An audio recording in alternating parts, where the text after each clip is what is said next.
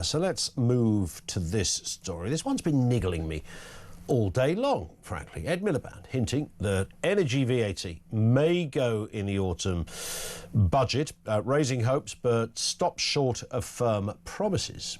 This will be the removal of VAT from our bills. Labour is aiming for £300 bill cuts by 2030. Meanwhile, the government has pledged 400,000 new clean energy jobs. Oh, it sounds rather impressive. I saw Miliband say this at the weekend and I thought, well, it's okay. I'd like to know where and what kind of jobs they are. Are they government jobs? Are they essentially civil servant jobs in some form? Are they people unpacking solar panels that have just arrived from China?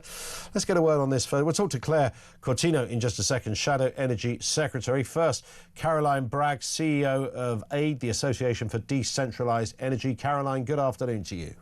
Good afternoon. Nice to have you with us. I mean, 400,000 jobs, some even saying 500,000 jobs. Very impressive. Who doesn't want to see more jobs on the market? Do you know where they would be? Yeah, so there's a range of sectors that they are targeting. I think one of the most interesting things about the plans that have been announced is that actually about 180,000 of the 400 jobs that they are looking to add to 2030 are in areas where the government has not set out clear ambitions yet. And that's particularly, for example, in heat, decarbonisation, as well as broader sectors, including industrial decarbonisation, where we think there's more than 1 million jobs that are currently being employed in industries that need to have a pathway forward into the future, including on decarbonisation. What sort of jobs would they be, Caroline? What are we talking about here? I mentioned slightly facetiously, unpacking solar panels from China, but I would imagine something like that would be included, some basic manual jobs. Yeah, exactly. So it's a real mix when you look at the government's plans today. So we've got a lot of the jobs they're looking at are things like construction, for example, also electronics, some industries, for example, like steel, as well as engineering and technology, and broader jobs, actually, things like project management, things like this that are going to be needed as well.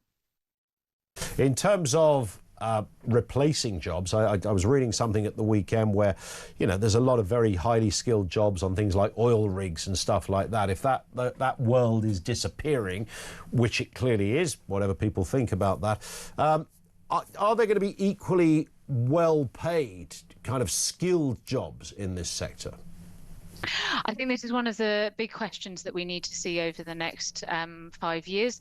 The government is making a big play for these jobs being well paid, so sort of £50,000, as well as obviously these plans including quite strong ambitions around trade union representation. I think the most important thing with this really is that for all of what has been announced over the weekend, what really matters is whether private business can actually make these types of industries work. And the big decision that will mean whether that can go forward or not is really the autumn budget, and whether we see, for example, support for industrial sectors outside of the hydrogen clusters, and whether we see some decision on how we get bills down for heat. We will watch with interest. We will speak again. Caroline, thank you. Caroline Bragg, CEO of the Association for Decentralised Energy. Let's speak with Claire Cortino, Shadow Energy Secretary. Of course, Claire, this was, Ed Miliband's brief used to be your brief. All of this would have been on your desk at one point. Would you have been telling people like me that we've got 500,000 jobs on the way? Well, I would be very worried about some of the things that I just heard, which is at the moment we have lots of jobs in heavy industry and in the North Sea, for example, which we know are going. And we've seen that. We're already losing thousands of jobs in those areas because of the high cost of energy. Now, what Ed is saying is, I've got 400,000 jobs for you to replace them, but he hasn't been very clear about what they are. He's including things like plumbers, for example. I mean, I don't think, plumbers in the past were counted as a renewable energy job, but there we go. True. And the question is, how much subsidy do you need from government for those jobs? We know that some of the renewable jobs which already exist have £200,000 of subsidy behind them, and that subsidy is being paid for on people's energy bills. So to this point of, I think the lady before me was just saying, one of the key things around jobs is how do you bring down the price of bills? And the fact that we have the highest electricity prices in the world. I don't think the answer is by increasing amounts of subsidies for jobs going on people's bills. So this is the big problem. And actually what we've said as a party is that we think we are now in a counterproductive place when it comes to the Climate Change Act. We need to repeal it. And actually what we need to focus on when it comes to energy policy is the single biggest problem that we've got as a country, which is that we've got the highest electricity bills in the world. And so we've set out plans to do that, to cut people's bills by 20%.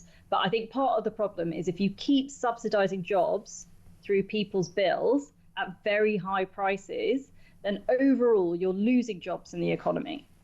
Some might say, Claire, not unreasonably, look, you were in power, this was your brief. Where was all of this intent back then? I know it's a question you probably get every single day of the week, but it didn't feel back then that you were in the position you're in now. Is that fair?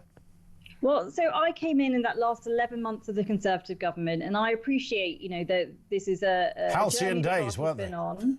And well, I'm not sure many would describe them as that, but I came in that last 11 months, and the first 3 weeks I did a net zero reset, and we started talking about the cost to consumers. And one of my tasks was to get under the bonnet of these things. So I did push back, for example, bans and targets on consumers, on boilers, and on cars. And actually I was being sued by lots of people in the green lobby for those changes, which were controversial at the time. So you can argue we didn't go far enough. But what I did do at that time, and this time in opposition, is look at all the details and evidence about what's happening. And that's why we're in the current position. And like I said, I'm not against training people. I think that's wonderful. I'm not against new jobs. I think that's brilliant. What I am very worried about is the price of our bills. And I think the absolute priority has got to be bringing those energy bills down, which is why we've looked very carefully at what needs to happen. As I said, we've set out a plan which could cut people's electricity bills by 20% instantly.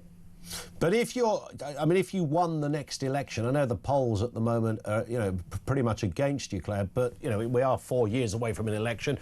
Anything could happen. By that stage, Ed Miliband would be, I don't know, halfway through his grand plans of changing the world. What would happen then? Would you reverse all of that? Would you carry on with some of it? Because that becomes almost a Gordian knot, the mother of all headaches, right?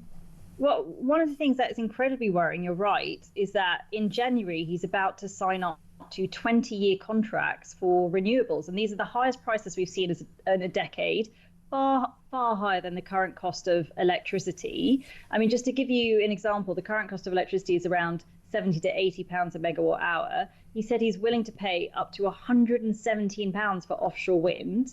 That's on a 20-year fixed contract. And before you add in all the other additional costs you've got to put on top, like paying wind farms to turn off when it's too windy, building out all of the grid connections, for example. So he could be fixing us into a 10% fixed rate mortgage for decades. I mean, it's not just what you and I will be paying, it's what our kids will be paying. So yes, I think that is a very big worry. And one of the things that we are doing at the moment is we are saying that they should halt this auction, because you'll remember what it was like when we had all of the PFI contracts going through on our public services, on hospitals and schools, and we're still paying them off, still. So yes, I think what Ed is trying to do in terms of locking us into these higher prices for longer is very, very dangerous. And that's why the work we are doing at the moment is to calling on them to stop it. Do you think he's lost the plot? Oh, God, that's a good question. I don't know. I think that some of this information is dawning on him. We saw just last week, energy bosses said to a parliamentary committee that even if gas went to zero, even if gas was at zero, all of the fixed costs of Ed's plans are going to push bills up. And I know that there were people on the Parliamentary Select Committee who were surprised by that. I was not surprised by that. This is what I've been saying. And I think the message might be starting to hit home. And ultimately, he's in a huge challenge here, because he promised people he would cut their bills by £300 by 2030. And everything we've seen is that bills are going up under Ed Miliband. So I think the sensible thing to do would have been Keir to have got rid of him at the reshuffle, as he was trying to do, and put someone in who actually was more pragmatic and less ideological.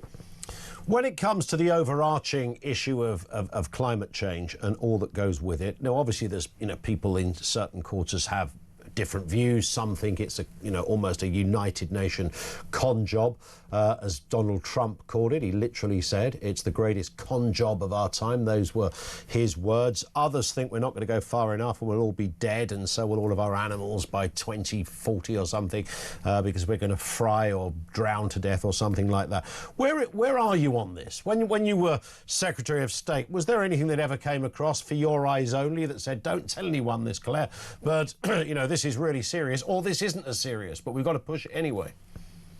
So, and obviously, by definition, asking you that, you can't actually answer it. Well, no, look, I don't deny that climate change is happening. What I think is the problem is that the approach that we're taking is incredibly bureaucratic and counterproductive. We are only 1% of emissions. 99% of emissions are happening elsewhere. They are rising. So every time we cut emissions by making our bills really expensive, and a business moves from here to somewhere still powered by coal, you're making the whole situation worse. If you look at what Ed's doing in the North Sea, instead of using North Sea gas, we're now importing gas with 4 times the emissions. That makes the whole situation worse. So our position is this: we've got a priority for energy, which is to bring down the price of electricity. And that will be good for the economy. It'll be good for households. And there's an extra benefit. If you want people to use electric cars and electric home heating, for example, instead of banning them and taxing them and forcing them into it when they don't want to do it because electricity is so expensive, you could just make electricity cheap. And then what people want to do with that electricity is up to them. But I can guarantee you a lot more people would want electric cars if electricity was really, really cheap in this country. So that's our approach. We think it's going to be much more beneficial for lots of reasons to focus on bringing down the price of electricity, which is the major problem that we have in this country when it comes to energy policy. Yeah, and then when it comes, sorry. No, continue, sorry. So when it comes to the rest of the world, instead, again, of Britain just focusing on its domestic emissions, we've done more than anyone, and actually nobody else is following our lead.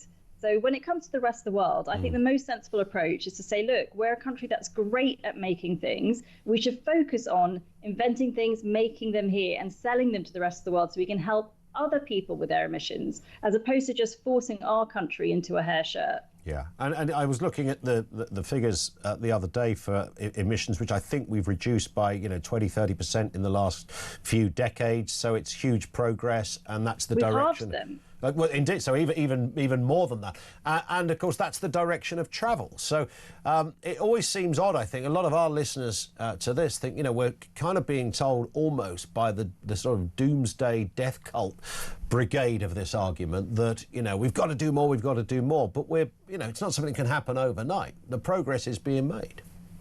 Exactly, and I think this has become a whole sort of fantasy land for bureaucrats, because what they get to do through the Climate Change Act is come up with targets and quotas and plans for every single section of society and the economy. And actually, it's counterproductive, because on the one hand, you're making electricity really expensive. On the other hand, you're trying to ban and force people into electric cars and electric home heating. So those two things are pulling in completely the opposite direction. And instead of that, I think a conservative approach would say, look, let's address the underlying problem. Let's make electricity much cheaper. By the way, that's a good thing for the economy. That's a good thing for households as well. And then what people want to do with that electricity, which is now much cheaper, is up to them.